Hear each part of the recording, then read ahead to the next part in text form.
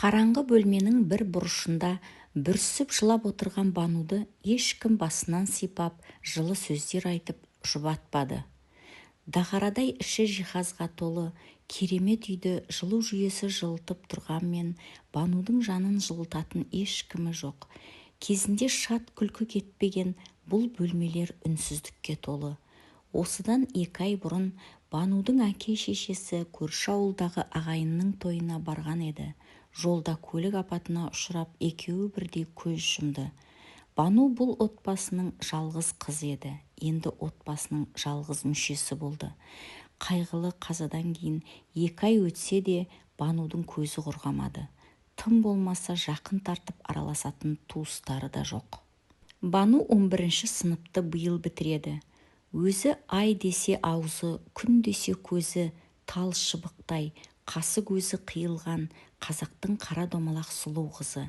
Мектепте жігіттер қызыға, қыздар қызғана қарайды. Қолынан өнер тамған, киім пішу, тоқыма тоқуды анасынан меңгерген. Анасы екеуі тіккен киімдерін тіпті таласып сатып алып кететін еді ауылдастары. Өлінің артынан өлмек жоқ емес пе? Келесі күні таңертең Бану өз-өзіне келіп, болашаққа жоспары жайлы ойланды. Көрші ауылда ағайын туыстары қызды жалғыз қалдырмай өз үйіне тұруға шақырды. Бану келісе кетті. Үйін құлыптап, сатылады деген тақтайша ілді. Керек жарағын алған ол бірден автобусқа қарай тартты. Әкесінің ағайынды інісі Мұрат аға өте ақ көңіл кісі екен. Банудың қалын сұрап, жұбатып, жақын тартып жатыр. Ал жеңгесі Сая іші тар, қызғаншақ адам екені бірден білініп тұр. Банудың сәлемін алмастан ала көзбен бір атып, жақтырмаған даусымен шайға шақырды. Мұрат пен Саяның 2 баласы бар. Үлкені 5-ші сыныпта, кішісі 2-ші сыныпта оқиды. Бану жеңгесінің мінезінен сескеніп, өзі қысылып сасып қалды. Бірақ Мұрат ағаның жылы шырайын көріп, жаны қайта жай тапқандай болды. Осылай күндер өтіп жатты. Жаңа мектепке орнығып, достарына да үйренісе бастаған Бану кішкене болса да қайғы мұңынан ажырағандай болды. Күнделікті үйдің жұмысын Сая Банудың мойнына артып қойды. Сабақтан келе сала Бану осы үйдің отымен кіріп, күлімен шығатын болды. Саяның балаларының кірін жуып, сабақтарына көмектесті. Осының кесірінен сабақ үлгерімі де нашарлап кеткен. Кешке дейін жұмыстан қолы босамайды. Кешкісін шам жақса, ақша кетеді деп Сая айғай салады. Бір үйдің еркесі Бануды жеңгесінің мұндай қылықтары қатты қиналдырды. Бірақ Мұраттың көңілін түсірмеуге тырысқан Бану бәріне көнді. Құдай оңдап, үйі де жақсы бағаға сатылды. Осы ақшамен оқу орнына түсем деген үміт Бануды жетелеп жүрді. Банудың санасына болашаққа деген үміт оты жанды. Үйдің ақшасының біразын Мұрат ағаның балаларына киім-кешек, ойыншық алып беріп, қалғанын чемоданына салып тығып қойды. Түн жарымда Саяның айғайы естілді. Ұры түсті, ұстаңдар! деген дауысты естіген Бану жүгіріп шықты. Сая жерде Банудың чемоданын ұстап отыр екен.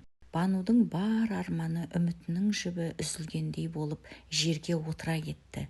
Көзінен тамған жастары бірінен соң бірі үзіліп жатты. Ешқандай ұры келмегені айдан анық еді. Саяның қулығы тағы да жүзеге асып кетті. Әттең, қолмен ұстамаған соң оны айыптауға ешқандай дәлелі жоқтығын, ешқандай дәрмені жоқтығын сезінді. Сиырының ақшасы, үйінің ақшасы, арманы, үміті, сенімі бәрі көкке ұшты. Тек бір апта өтпей жатып, Саяның кредитке деп алған жиһаздары, кредитке деп алған қымбат тон, қымбат етігі осының дәлелі еді. Мектеп біткен соң Бану ойланбастан қаладағы Сара деген бірге оқыған құрбысына қоңырау шалды. Қалаға жақын күндері баратынын ескертті. Сара да құрбысының келуін күтіп жүрген еді. Қуана-қуана қарсы алатынын айтты. Қала, зуылдап жатқан бітпейтін таусылмайтын көлік. Автобустан аузы ашылып, жан-жағына жатырқап түскен Бануды Сара алыстан ақ таныды. Тек Сараны тану мүмкін емес еді. Шашын сарыға бояп, қысқа белдемшесі желбіреп, биік өкше туфлиін анық-анық басып келе жатқан қызды Бану бірден танымады. Жақындап келгенде ғана көрген ол мойнынан құшақтап алып жылап жіберді. Сара әке-шешесіне көңіл айтып, жолдың жиегінде тұрған көлікті меңзеді. Құрбысының көлік айдағанына тамсанған Бану шын жүрекпен қуанды. Екеуі Сараның пәтеріне келіп, 3-4 сағат сырласты. Бірін-бірі қатты сағынысқан құрбылар шәй ішіп отырып, бір жыласып, бір күлісіп, өткенді ой елегінен өткізді. Бану өкінішке орай жоғарғы оқу орнына түсе алмады. Қатты қамықты. Бірақ бір жағынан жұмыс істеп ақша тапсам, кейін оқып алармын деп те ойлады. Сара таныстары арқылы Бануды даяшы етіп жұмысқа орналастырды. Күндер, айлар өтіп жатты. Қаланың жайына үйреніскен Бану жақсы ақша таба бастады. Ақшасын Сараға беріп тұрды. Сараның өзі әнші еді. Түнделетіп мейрамхана дәмханаларда өлең айтып, нәпақасын тауып жүреді. Қалтасында әрқашан ақша жүреді. Жұмыс, үй, жұмыс. Осы екі арада ғана жүретін Бануды Сара бір көңілін сейілтіп, достарымен болатын кешке алып шықпақшы болды. Сараның жүздеген көйлегінің ішінен ең әдемісін кигізіп, бояндырып еді, Бану керемет жайнап шыға келді. Алғашқында келіспей қойған оны құрбысы күштеп үйінен шығарды. Сараның достары өзі сияқты ашық жарқын екен. Кезек-кезек ән салып, көңілді отырды. Бану да енді үйренісе бастады. Әшейінде ауыз жаппас Нұрлан бұл жолы бәрін таң қалдырды. Аузына сөз түспей қысылып отырды. Бұның себебін бәрі түсінді-ау деймін. Бірден вальс қойды. Нұрлан Бануға жақындап келіп биге шақырды. Екеуі бұл биді үнсіз биледі. Бір-бірінен ұялып, бір қызарып, бір бозарып тіл қатыспады. Нұрлан әнші жігіт, өте сымбатты, сыпайы, нағыз ер жігіт екен. Негізі Сара екеуі Нұр Сара атты дуэт құрған. Бірге көптеген тойларда елдің батасын алып, керемет дауыстарымен тамсандырып келеді. Ал Сара сырттай Нұрланға ғашық. Бұны Нұрлан сезеді, бірақ Сараның қыңыр мінезін онша ұнатпайтын еді. Енді міне, бір көргеннен Банудың сұлулығына, биязылығына байланып қалған Нұрланның көзінен махаббат ұшқыны байқалады. Сара да мұны байқап, қызғанып, іші оттай күйіп жүр. Мектеп кезінде де Сара ұнатқан жігіттер Бануға көңілдерін білдіруші еді. Тағы солай болды. Бану да білдірмегенімен Нұрланды бірден ұнатып қалды. Кеш біткен соң Сара мен Бануды Нұрлан шығарып салды. Сараның Бануға деген көңілі суып кетті. Бұрынғы қайырымды Сара енді жоқ. Киімін қызғанып, болмашы нәрсеге сөйлеп, қабақ шытатынды шығарды. Бірақ махаббаттың торына іліккен Бану оған мән де бермеді. Арман мен қиялда ұшып жүрді. Бану мен Нұрланның арасында махаббат өрбіді. Күнделікті кездесіп, айлы түндерде қала көшелерін кезетін болды. Нұрлан домбырасын әкеліп, Банужан, екеуміз үйленгенде саған беташар жырын өзім шырқаймын. Тыңда міне былай, бетіңді мынаумен жаба тұр деп киімін жауып қойып, айт келін-ау, айт келін деп шырқай жөнелетін. Көшедегілер таңырқап та, тамсанып та қарап өтетін. Бану киімінің астында шек-сілесі қатып күліп отырады. Құшақ-құшақ гүлге Бануды қарық қылды. Екеуі ғашықтар көлінде жүзді. Дүниедегі болып жатқан барлық жағдайларға қарамады. Бейне бір басқа әлемде сияқты. Сара болса Бануды жек көргені соншалықты, тіпті одан құтылудың жолын қарастыра бастаған еді. 8 наурыз еді. Нұрлан Бануды кешкі 8-де орталық паркке шақырды. Өкінішке орай қаланы білмейтін Бану Сарадан көмек сұрады. Осыны пайдаланған Сара ойланбастан басқа парктың мекен жайын сызып берді. Әдемі киініп, дайындалып, Бану кездесуге шықты. Саябаққа келген Бану кіре беріс есікте ұзақ күтіп қалды.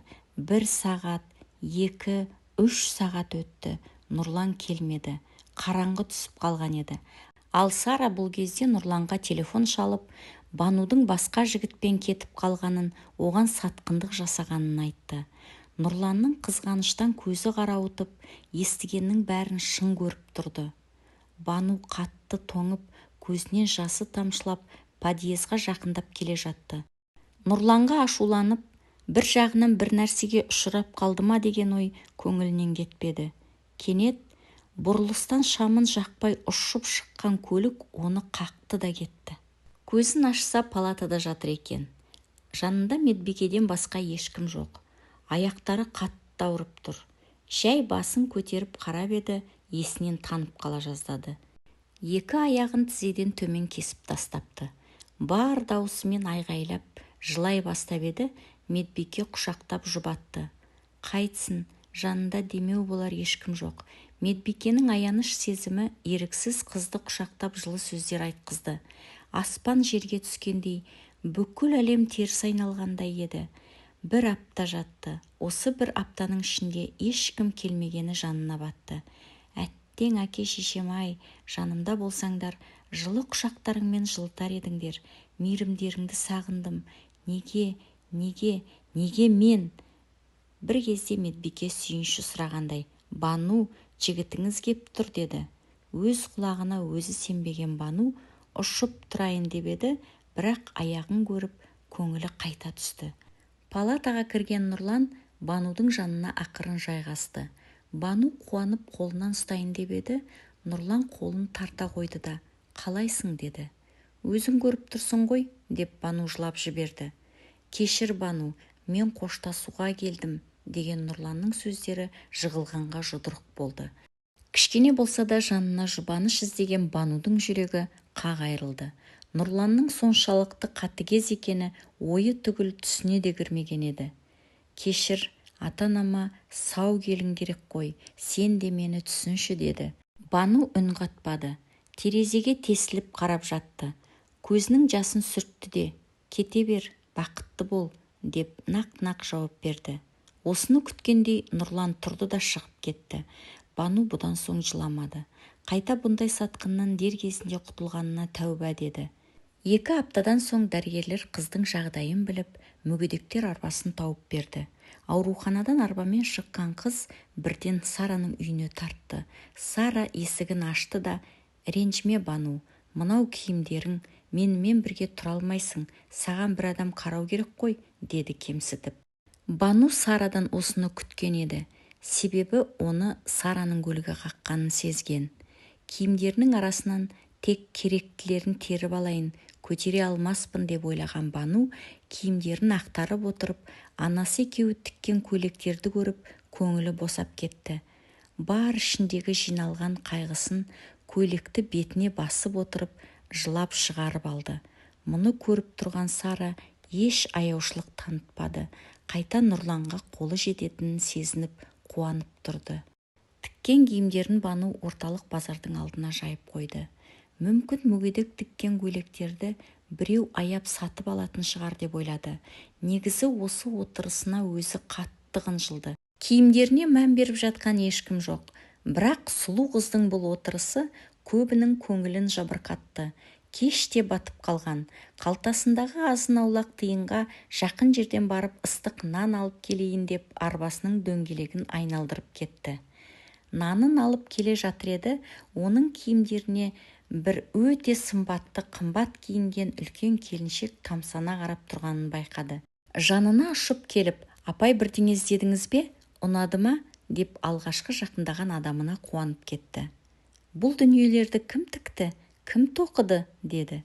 «Мынаны мамам, мынаны мен», деп мақтаныш сезіммен көрсетіп жатыр еді, Майра сүйсініп, «Менің салоныма жұмыс істейсің бе?» деді. Алланың өзі жіберген бір мүмкіндік екенін түсінген Бану қуанып кетті. Салоны керемет екен, іші үлкен. Майраның қол астында 6 қыз жұмыс істейді екен. Тек байлар киінетін салон-ау шамасы. Бану бірден тігілген, пішілген киімдерді қызықтап кетті. Майра Бануға таза киім беріп, қызды жөніне келтірді. Бірден жалақысын келісіп алды. Бірақ қазір Бану жалақыны ойлап тұрған жоқ. Қалай базарда түнеймін деген қорқыныштан құтылғанына қуанып отыр. Майра өте ақкөңіл, қайырымды келіншек. Жалғыз ұлы бар. Ол шетелде дәрігер болып жұмыс істейді екен. Бануды қызындай көріп кетті. Банудың да қолынан өнер дамып тұр емес пе? Оның тіккен бұйымдарына сұраныс та артып, Майраның ісі оңға басты. Майра ұлы Сәбитті әуежайдан күтіп алды. жолай болған оқиғаларды, Бану жайлы бәрін айтып берді. Келе салып Сәбит Банумен танысуға асықты. Себебі өзі дәрігер болған соң әрқашан қол ұшын беруге асығып тұратын. Банудың сұлулығына тәнті болған Сәбит бірден шетелдегі қызметтестеріне хабарласып, Бануға протез аяқ салдыруға келісті. Бұндай мейірімділікті бұрын соңды көрмеген Бану бұл кісілерге шексіз риза еді. Бір айдан соң Бану мен Сәбит Израильге ұшты. Ол жақта 3 апта болып, қайта Қазақстанға аяқтан еш айырмашылығы көрінбейтін, білінбейтін, жасанды аяқпен қайтқан Бану бақыт деді. Бір-біріне бауыр басып қалған екеуі қалай ұнатып қалғандарын да байқамай қалды. Сондықтан Сәбит Бануға үйленуге ұсыныс жасағанда ол ойланбастан келісті. Тойға да аз уақыт қалды. Асаба таңдап отырған Бану газет бетіндегі Сара мен Нұрланның суреттерін көзі шалып қалды. Сәбиттің оның еркелігін көтеретінін білген Бану тойымызға 2 асаба жалдайықшы деп өтінді. Сәбит Банудың айтқанын кетпейтін. Бану Сара мен Нұрланды және тағы бір асабаны жалдап қойды. Той да басталды. Керемет көліктен, өзі тіккен керемет көйлегімен түскен Бану шын бақыт деді. Мейрамханаға кірерде бетін фатамен жауып алды. Фатаның арғы жағында Нұрлан қолына домбырасын ұстап дайын тұр екен. Жанына келген Банудың бетін ашуға құлшынып, «Айт келін-ау, айт келін» деп сайрай жөнелді. Таныс дауыс, таныс ырғақ. Банудың есіне сол кездер түсті. Бірақ өкініш жоқ. Ол жай ғана мағынасыз естеліктер еді. Осы отырған ағайынға бір сәлем деп шабыты тасып тұрған Нұрлан домбырамен фатаны көтерді. Ар жағынан сұлулыққа тұнып тұрған Бануды көргенде суық суды бастан аяқ құйып жібергендей сезінді. Өкініш өзегін өртеп, бозарып қатты қынжылды. Сара да құрбысының қандай дәрежеге жеткенін байқап, аузы ашылып тұрып қалды. Оның қолынан жұлқып ұстаған Нұрлан киініп сыртқа шығып кетті. Ол кезде Сәбит пен Бану бақыт вальсында айналып жатқан еді. Дүние кезек, бәрі өткенші, тек үмітіңді үзбесең болғаны.